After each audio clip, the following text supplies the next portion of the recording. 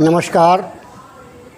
हालात इंडिया में आपका बहुत बहुत स्वागत है। मैं हूँ राम नरेश यादव। साथियों, आज हम चर्चा करते हैं खान पान पे। व्यक्ति का खान पान कैसा हो ताकि उसका स्वास्थ्य उत्तम रहे। भोजन व्यक्ति के स्वस्थ जीवन का आधार है। जैसा हम भोजन करते हैं वैसा ही हमारे स्वास्थ्य का और मानसिक वातावरण का निर्माण होता है। भोजन कब, कितना, कैसे करना चाहिए, इस बात का हमें स्वयं निर्धारण करना पड़ेगा।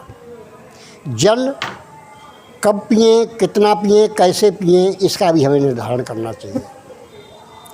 अन्न और जल दोनों परमात्मा की करेंसी हैं, ये हमें भगवान ने दिया है। भोजन हमें कैसा करना चाहिए और हम कैसा कर रहे हैं, इस चीज़ पे हमें विचार करना चाहिए।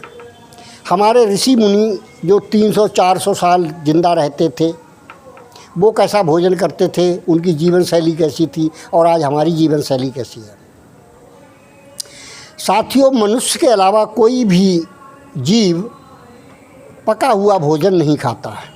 केवल आदमी ही पका के खाता है, बाकी सब ओरिजिनल भोजन करते हैं, जीवित भोजन करते हैं।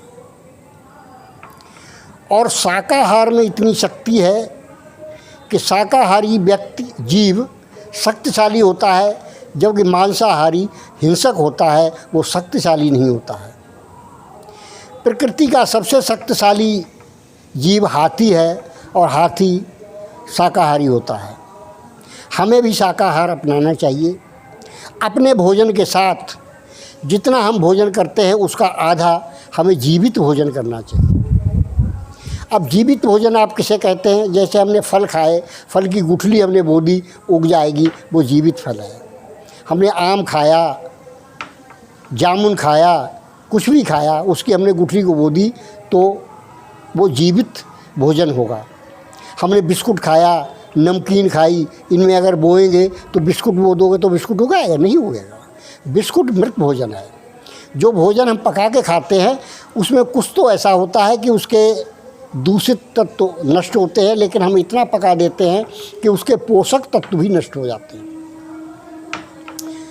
हमें जितना भोजन पका हुआ करते हैं उसका आधा हमें कच्चा भोजन भी करना चाहिए। कच्चा भोजन का मतलब होता है जीवित भोजन। उसी तरह पानी पीना चाहिए। पानी पीने के भी नियम होते हैं। जल ही जीवन है। जल का सेवन हमको भोजन करने से आधा घंटे पूर्व करना चाहिए और भोजन करने के आधा घंटे पश्चात करना चाहिए। भोजन करते समय जल नहीं सेवन करना चाहिए और ना ही भोजन करने के तुरंत बाद पानी पीना चाहिए। इससे हमारा भोजन पचता नहीं बल्कि सड़ता है। अब सड़ता है तो गैस बनाता है, गंध फैलाता है। हमसे जो गैस छोड़ते हैं वो बड़ी दूषित होती है।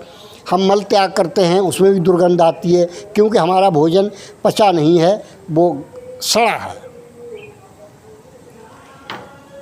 भोजन का एक निश्चित समय होगा। हम 8 बजे भोजन करते हैं तो 8 बजे हमारे शरीर के पाचक तंत्र, पाचन तंत्र और पोषक तत्व जो पाचन एंजाइम होते हैं वो तैयार रहते हैं। दोपहर में 2 बजे का टाइम हमारा फिक्स है तो 2 बजे शरीर हमारा भोजन लेने के लिए तैयार रहता है। शाम को सूर्यास्त से पूर्व भोजन लेते हैं तो शरीर भोजन लेने के लिए तैयार रहता है। वो भोजन हमें कभी नुकसान नहीं देता है, हमारा पचता है। उसी तरह जल हमको कभी खड़े खड़े नहीं पीना चाहिए। भोजन खड़े खड़े नहीं करना चाहिए।